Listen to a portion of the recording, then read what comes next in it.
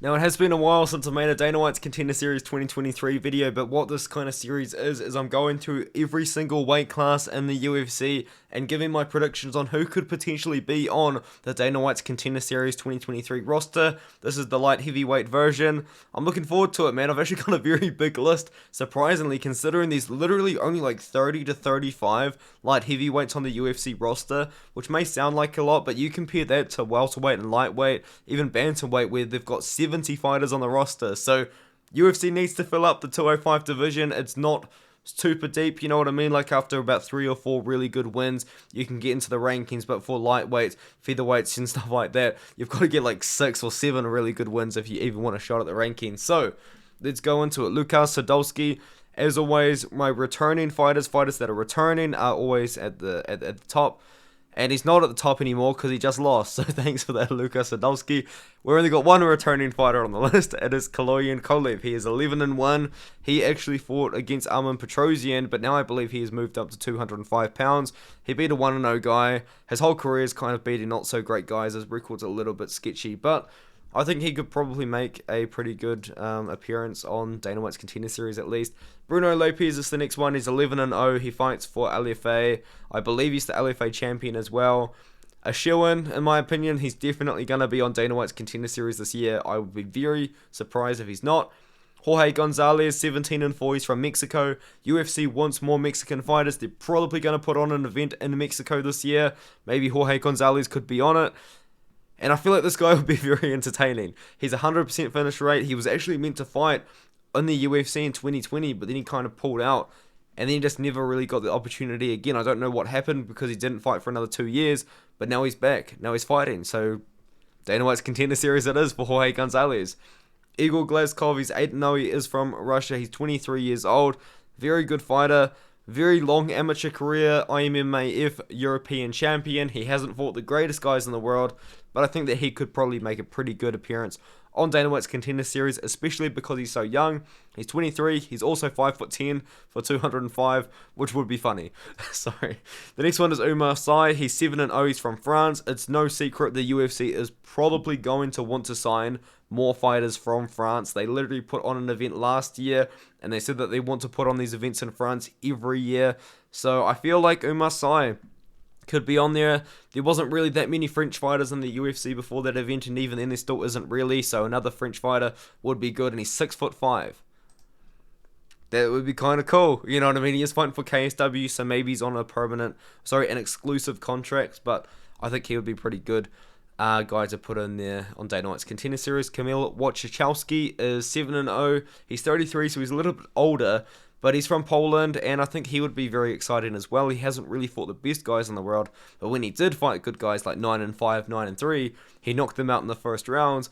And then when he fought a guy that may as well have just been making his pro debut, he took him to a split decision. So, interesting, but yeah, I think he should be a good addition as well. Ivan Shchukov is 22-2.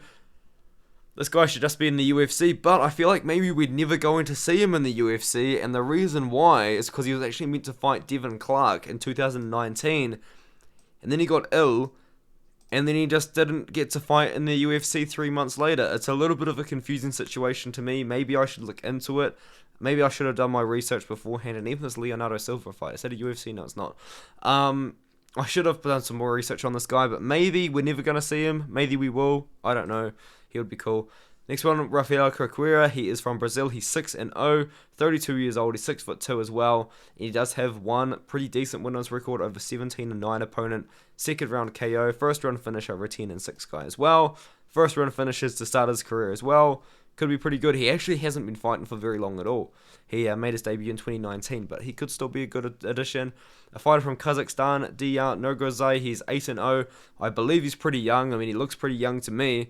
But yeah, he hasn't been fighting for too long either. 2017 was when he made his debut. He fought for Eagle FC as well a couple of times, which is kind of cool. He beat a couple of good guys there. Maybe a guy that you could see on Dana White's Contender Series. Murtaza Talha Ali is from Bahrain. You don't see anyone from Bahrain in the UFC, I don't think so. He could be kind of cool. Very good amateur career, 12-0 amateur career. IMMAF amateur champion. Beat Anton Turkalj in the amateur fights, who is now in the UFC. We all know him. We all love his his nickname of the Pleasure Man. Absolute legend. He had also a pretty decent amateur career himself. Good fighter. I think he would be cool. Bogdan Guniko is from Ukraine. He's 9-0. He hasn't fought the best guys in the world, but at the same time, he still fought a couple of good guys, like 5-0, 5-1. First 5-second KO. I didn't even notice that. I need to watch it because it's KSW. I could probably find it pretty easily. So I'm going to watch that as soon as I make this video. Bogdan Guskov is from Uzbekistan, 13-2. Maybe you could put Bogdan versus Bogdan. I don't know. Winner keeps the name. I don't know. Fun guy, 100% finish rate, and very much a first round finisher as well. I think that we should probably see this guy on Dana White's Contender series. I'll be surprised if he isn't. First round finisher, all day, every day. It'd be fun. It'd be awesome. Magomedchikov, 9-1. He is from Russia. Light heavyweight as well, obviously, as is everyone in the video. Hasn't really beaten anyone too good, and when he did take that step up in competition, he lost. But he's bounced back since then. Maybe he could be a good addition to the show. Masood Safari is from Iran. I don't believe we've got any fighters from Iran in the UFC right now. He's 7-1. He is a decisionator, which maybe might not make old mate Dana White too happy, but I think he could probably make a pretty good addition to the show. Grigor Matizavan is from Armenia. I don't think we've got too many Armenian fighters in the UFC. I can think of Armin Petrosian. I do think there might be one more, but to my knowledge, there's not too many. He's a KO or decision guy. He does fight for ACA, so maybe he's got an exclusive contract there, but I think that would still be maybe possible to get him on there. Magomed Gadzi Yasilov is from Bahrain. Once again, I don't think we've got too many fighters from Bahrain in the UFC. He hasn't really fought the best guys in the world. In fact, he's actually got a little bit of a flag here for a dodgy win. But he was actually meant to fight Murtaza Talha Ali, just never did, so that could be kind of cool. But yeah, he's from Bahrain. Cool guy. Shimil Ergodan is from Turkey. I don't think there's any fighters from Turkey in the UFC. He could be a pretty good guy. Maybe make some history there. He's beaten some good guys, Leonardo Silva, and a 10-2 opponent in Rafael Celestino. Good guy, good fighter. He would be cool. And Dejan Ergazay is on my list twice because I'm just a very smart guy. Time to watch Bogdan Gundiko's 5-second KO. Let me know what you think of the video. And subscribe if you made it this far. Leave a like if you enjoyed the video. Leave a comment if you liked the video. Leave a comment if you think I missed someone, because that's very likely. I probably did miss someone, but definitely let me know. I would appreciate it. Thank you so much for watching.